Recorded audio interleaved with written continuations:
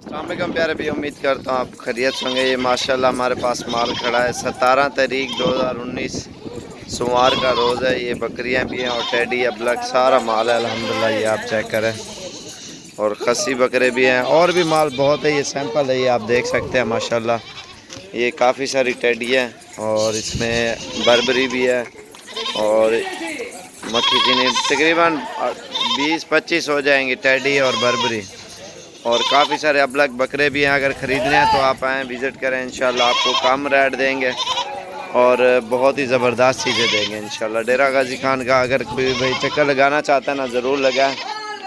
और ये चीज़ें आप देखें, बहुत ही प्यारी चीज़ें हैं और बेहतरीन बकरियां हैं ये हमारे पास। ये आप देखें, ये जैसे जा रही है और वो आ रही है और ये क्वालिटी आप इनकी देख सकते हैं माशाल्लाह। ये देखें, इसका कलर देखें और खस्सी बकरे भी बहुत सारे हैं।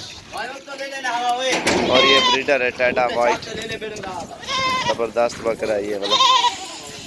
क्या है